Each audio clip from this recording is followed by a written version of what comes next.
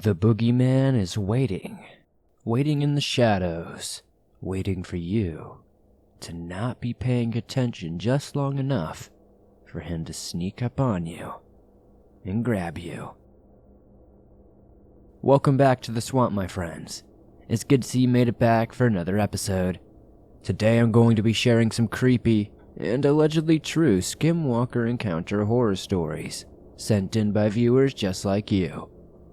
As always, if you have a story that you would like to share in a future video, be sure to submit your story at swampdweller.net or the email you can find in the description down below. I'd love to share your story with everyone here in the swamp, and stories like yours that truly help keep this show going. Now, without further hesitation, let us get into these creepy and allegedly true Skinwalker horror stories that'll keep you up tonight.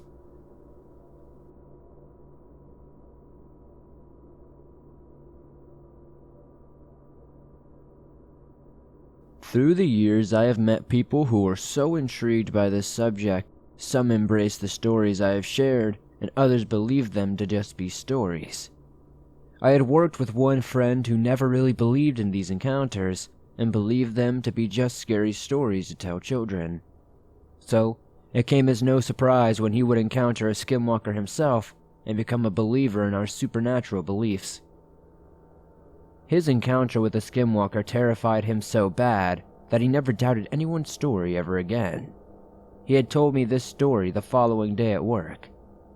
He said he had been at home that night when he got a call from a female friend that needed a ride from work, so being a good friend, he picked her up and drove her home. After he picked her up, they began talking on the drive back. It was about a 15-mile ride outside of town. They had picked up a late dinner and decided that they would eat at a spot she liked. As they sat and ate and talked for a couple of hours, he claimed that he heard small taps on the back of his window. Not really paying any attention to it, he said that the taps became louder and more noticeable. After a while, she began to get extremely nervous and told him that it would be better to just leave. As he started up his car, a huge bang came from behind them as if someone had hit them head on. Freaking out, he said he put his car into drive, and like a bat out of hell, wondering what caused that noise, he told her he wanted to pull off to the side of the road and see if there was any damage to his car.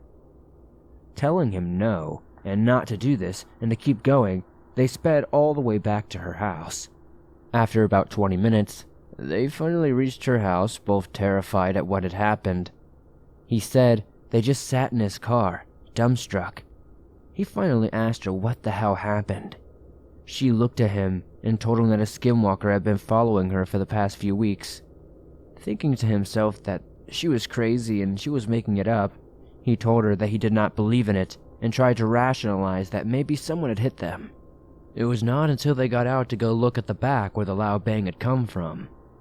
It was at that moment that his blood froze in his veins. As they approached the back of the car, they saw the dent on the trunk of the car. But this dent was only the size of a human hand and had left a handprint.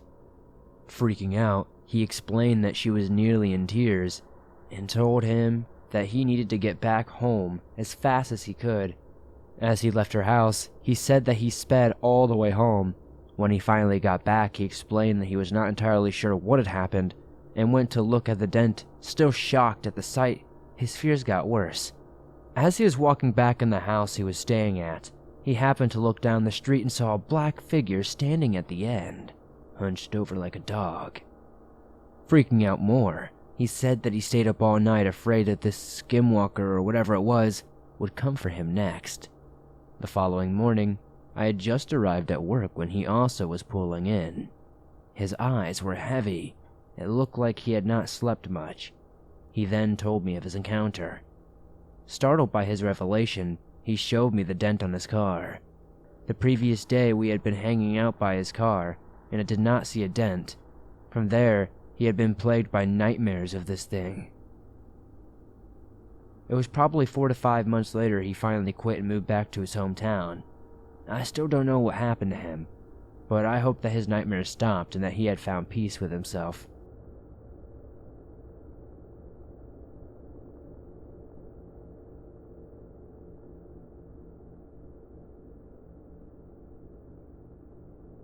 I hike a lot, and this past winter, I saw footprints I could not explain. I live in Arizona, not far from the Navajo reservation, and I am Navajo myself. In the middle of nowhere, there are ruins of an abandoned house. There is no roof, just adobe walls, a dried-up well, and a dilapidated travel trailer. Somebody broke into the travel trailer long ago, and pack rats built nests inside the trailer. I have never been inside the trailer because I avoid mouse droppings due to hantavirus fears. I use the abandoned house and travel trailer as landmarks in my hikes. So, this past winter, I went on a hike. At the abandoned homestead, I saw the footprints of a small child. No adults, nothing else. The footprints were 5 inches long and 3 inches wide, and they looked like the soles of sneakers or something a child would wear. I also saw evidence that the child dug around inside the travel trailer, taking out the things from within. There was a hodgepodge of household items lined up neatly in a row. Steel skillet, a hammer, roofing nails, old Coleman fuel containers, old-fashioned glass bottles, etc. Wondering if I was seeing the tracks of a runaway or lost child, I decided to track the footprints. The tracks led away from the homestead, across the plains and up the side of a mesa. 3 miles away, the tracks intersected a dirt road. On the dirt road, I found the tire tracks from a car. The car was parked parallel to the dirt road, and the child's footprints walked to the driver's side of the car and got in. The car tracks then did a 3-point turn and headed back in the opposite direction. Confused about the tracks, I visited my elder. I relayed my story, and my elder offered an explanation. He told me I tracked a Skinwalker. He also told me they make their bodies and footprints small. He told me a story of how magic works. He said the Skinwalker was probably looking for something inside the ruins. I don't know if this is necessarily a creepy story to anyone out there, but I thought it might be interesting to share, as people seem to really enjoy these types of stories on your show.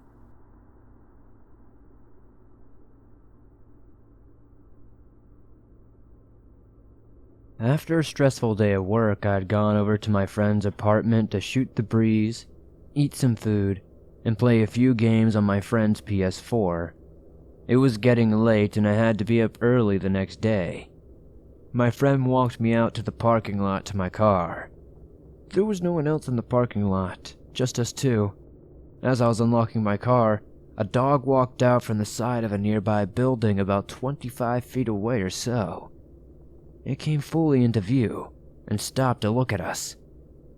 It was a little bit bigger than a standard Great Dane. It was all black with long hair that appeared to be falling out in clumps. It had long ears and a long, scraggly tail. I remember making eye contact with it. It had dark, maroon-colored eyes, and now we locked eyes. I swear on everything that I know, it smiled at us. But instead of a dog's lips going back and forth like you would imagine, the lips went up slightly sideways. I saw white, human-like teeth. I recall suddenly getting a feeling of dread and fear. I felt like it was something disguised as a dog, pretending to be a dog to try to maybe trick me. But I knew this was not a dog at all. I am certain of it, even to this day. The energy coming off this thing did not feel dog-like. I do not know how else to describe it, but my hair was up on end. This thing felt absolutely evil. It turned around from us and began limping slowly back around the corner from where it had stepped out from. It seemed to have most of its weight on its front legs, walking with a hunched back. When it was limping away, I noticed its rear left foot was wrapped in blue gauze and the foot looked very odd. The heel was parallel to the ground. I am unsure if my friend saw exactly what I saw, but she suddenly said, "It's leaving. Let's follow it." She ran after the darn thing, right after it disappeared around the corner. I honestly remember being so scared for my friend, so I went sprinting after her. I rounded the corner to find my friend looking around very confused. The dog was gone. At the rate it was walking and limping, and given the proximity that it was to us, which again was no more than 25 feet or so, there was no way that it could have disappeared that quickly. It's humanly impossible, physically impossible, will you? The air was suddenly extremely cold, even for South Texas in January. My teeth were chattering, and I told my friend to quickly get back to her apartment, lock the door, and stay inside at all costs. I warned her that that thing was definitely not a dog, and told her I would text her when I got home to let her know that I was safe. Once I was safe at home, I texted my friend and thought that was going to be the end of it. But even as I settled down into my bed, my heart was still racing. It did not help that around 12 a.m. there was a low whistling right outside my window. My neighbor's house is not too far from mine, but they are good people and there is no logical reason for them to be that close to my window at night, whistling. I did not make any indication that I was aware of the whistling, and I tried to pretend like it wasn't even happening. It was not even musical, just the sort of whistle someone is giving if they are trying to get your attention. Eventually, the whistling stopped, and I heard nothing else for that night. I had trouble sleeping, and I have not experienced anything or seen anything ever since.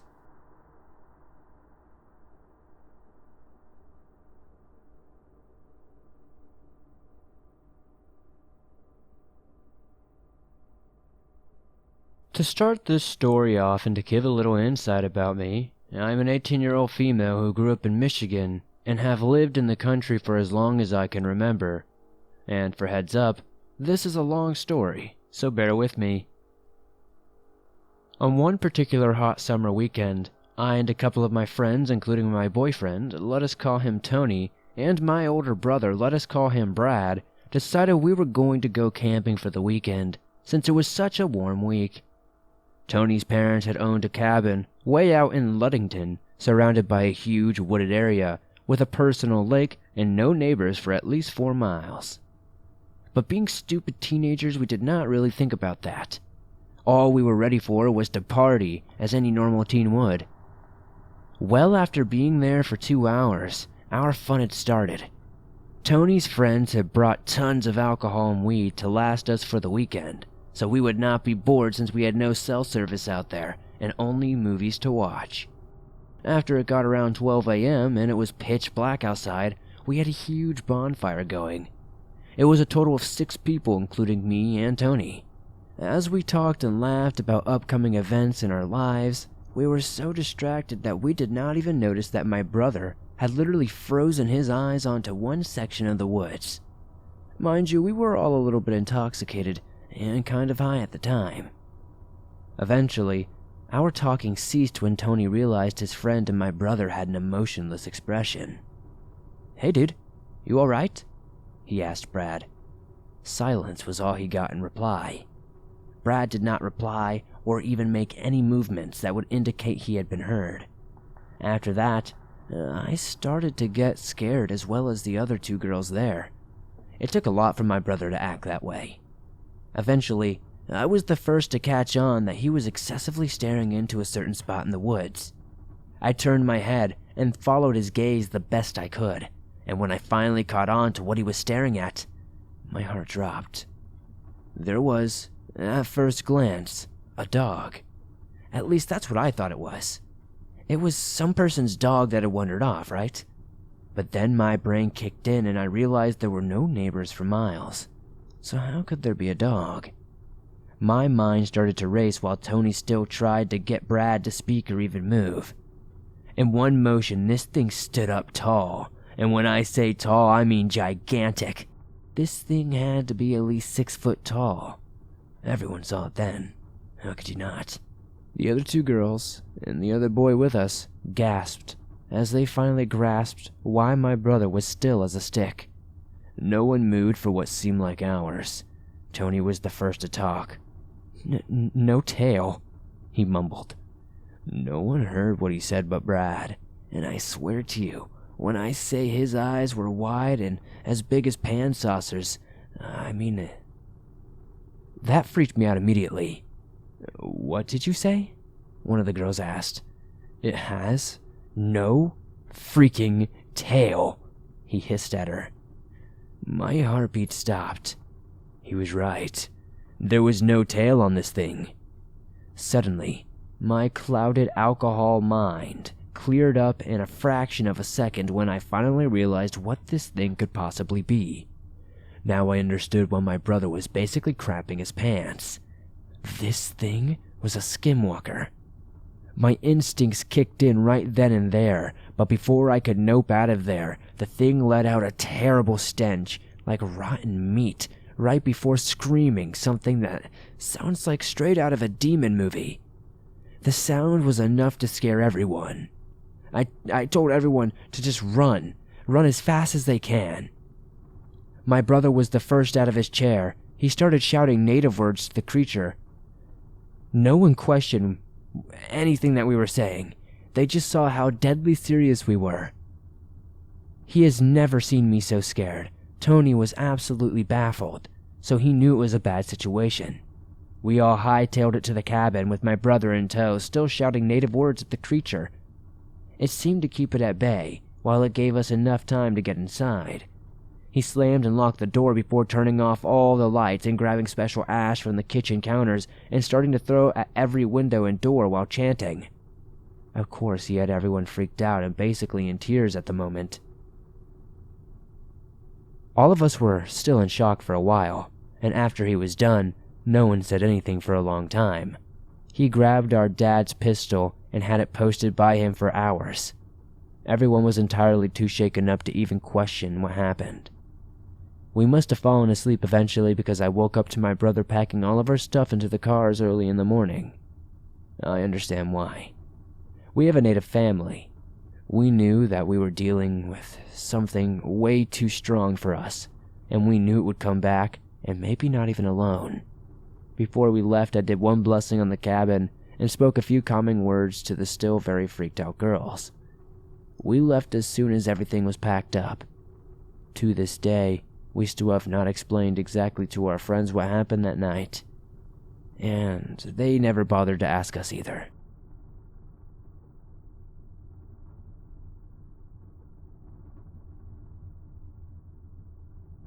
My friend is Mohawk-raised, Seneca native. He has received some training in shamanism, has a full kit, his mask, full regalia, the whole deal. One evening, my girlfriend at the time, H, this guy, C, and I were at a local conservation area. He felt a presence and expressed an interest in returning at night to hold a ceremony. We agreed and returned 2 weeks later. There are wooden stairs set in the ground leading to the top of a lookout area, which at the time was under construction. We arrived at midnight, climbed the stairway and crested the hilltop. He dressed in his regalia, lit some sage, and began to chant in Mohawk. The vibe changed immediately. I remember scanning the tree line as I looked around the area. On a second pass along the line, one of the taller silhouettes was gone. Had some 10-foot person or entity been standing there between me and the trees? Before I could begin to wonder at this missing hump in the dark tree line, C had stopped his chanting. Something is here. I think it's a shaman spirit. He turned and began to chant again. At this point, I was looking down the hill, and I suddenly heard a screech. The best description I can think of is a garage door in desperate need of oiling, closing loudly. Then we heard it again. H turned toward me with her eyes wide and said, "It's getting closer." The thing proceeded to approach us. Somewhere above in the trees in the forest to our right, it was calling in regular intervals as it approached, this loud, screeching noise. As we tracked it with our ears, we looked straight at each other in the dark, and then straight up. The regularity of the cry meant the next one should have been directly overhead. There was nothing above us against the starry background, and no further cry was heard. C wrapped up his ceremony. He gathered his things and we started to leave. He told us he had a vision of a red wolf watching us from the forest. He thought whatever the spirit was powerful and not benevolent. I made it to the stairs before C and H proceeded down them. A few steps in, and the flashlight showed a black mass on the stairs that most definitely had not been there when we came up. A crow wing. Not a feather or parts of an animal. Not like something had been eating it, but an entire wing. I remember towing the edge to make sure it was legit. C came up behind me. Please tell me you didn't touch it. When I told him I had used my shoe to nudge it a little, he immediately got out a sage and washed the smoke all around me and a full body smudge, chanting in Mohawk as he did so. Then we went back to the car and back to town. We commented that it still felt just as weird in the car as it had in the hilltop. We dropped C off at his house, then my girlfriend H and I went home. When we got home, I go to bed and H says she is going to read in the living room for a bit. I kiss her goodnight and go to bed. Sometime later I am awakened by a quiet knock on the door. I say come in. I assume that it's my girlfriend, but it's my friend C. He looks scared. He said, could I come to see you? Are you okay? He told me that it followed us home. What do you mean, C? He described that he had gone to bed shortly after we dropped him off, fell asleep and was awoken suddenly because he could not breathe. There was a pressure on his chest, like something or someone was sitting on him, trying to suffocate him. As he strained for breath, just as he was worried about losing consciousness, the pressure would lift. He would get 1 or 2 deep sucking breaths in, and the weight would return. He finally decided to come to see if we were okay, and maybe if we could fight back together if I was not. I told him I had been sleeping fine, but if he wanted to stay, he was welcome. He said H had already agreed that that was a good idea and would sleep on the couch. C laid down beside me. Also, as soon as he did, I felt it. My chest was constricted by an unseen weight. I could not take in air. C grabbed my hand as I noticed he was not able to draw in either, and over the next long while, the same thing he described was happening to him at his place happened to both of us at mine. Pressure and gasping. And just when our lungs would begin to burn with the need of air, the pressure would be gone. We would get 1, maybe 2 deep breaths, and slam, that unnatural weight was on our chest again. Over, and over, and over. Eventually the assault either ended, or I, or we, passed out. I remember waking up at some point much later feeling someone beside me, remembering C, and being surprised when I saw H laying there. I remember saying, "Oh, it's you," and hearing a questioning mumble from her before sleep overtook me again. The first thing the next morning, H asked me what I meant when I said, "Oh, it's you." I explained that I was surprised that C had left. "C?" she says, looking over at me like I am crazy. "Yeah, when did he leave?" "He never came over." I was insistent that he had. I know the difference between reality and dreamland, but no, apparently I had a very, very vivid but totally normal nightmare. Nothing to worry about, chalk it up as the strangest dream experience I had ever had, and we go on with our lives. 2 days later, H comes running into the apartment after work. She is a barista at a very cool indie coffee shop downtown that C and I both frequented. She explained that C had been in, and I was to go to his place immediately. Why? H, is everything alright? She looked uncomfortable. Not exactly scared, but not okay either. She refused to give me any more details, and to this day I am so grateful she did not. She just explained she had sent him home and told him to wait for me there. I get in the car and head to C's house. I knock on the front door and his mom lets me in. I head to his room and into the back. I knock and enter. "Hey man, how's it going?" he asked. I tell him I'm fine. I just wondered if everything was okay. You were gone when I woke up the other day. Immediately a tingle went through my body and chill iced my spine. "Excuse me?" "Yeah, you came over the other night, after you dropped me off because something had followed us home and was suffocating you as you slept. When you laid down with me, it started hitting both of us." It still gives me chills to this day. C had come into the coffee shop that afternoon and asked H if I was okay after leaving his place. She expressed some interesting confusion. She told her his story, and without saying a single word about me or my experience, She told C very calmly that she was done with work at 5 and would very much appreciate it if he could be home around then because she was sending me there as soon as she got home. He was startled and agreed to do so. The reason I appreciate this is she did not want to ruin the wonder of it by revealing the truth to us. She let us discover it from each other. Something did indeed come home with us, and apparently disguised itself as a close friend to conduct a paranormal torment. Apparently, it came to C disguised as me, and came to me looking like him.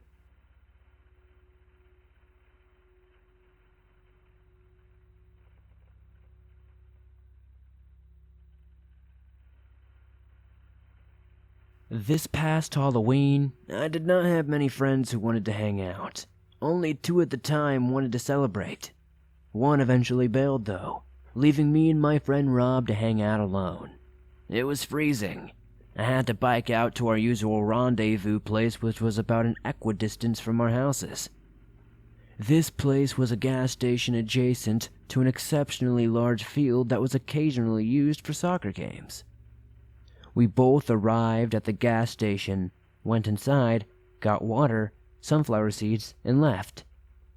Due to the pandemic, we decided to not risk exposure by trick-or-treating, so we went to go walk in this field.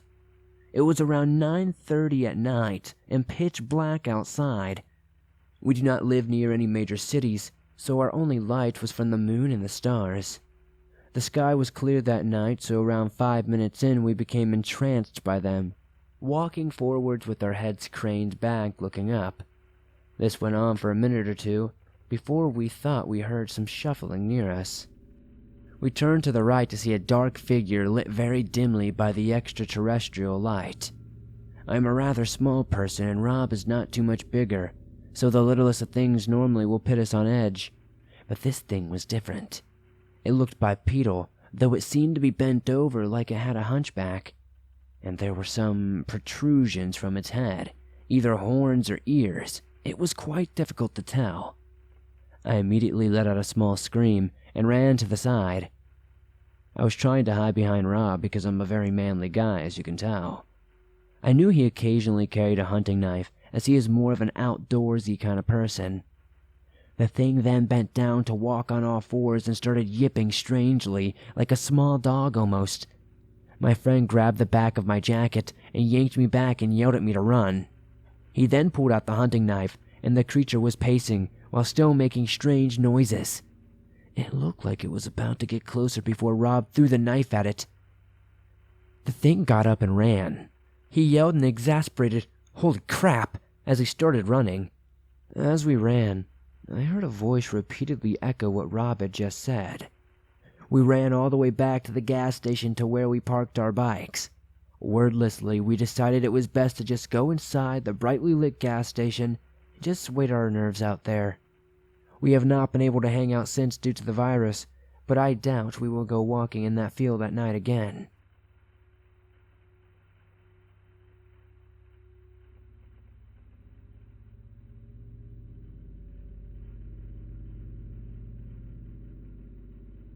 Thanks for listening to these creepy and allegedly true Skinwalker horror stories sent in by viewers just like you.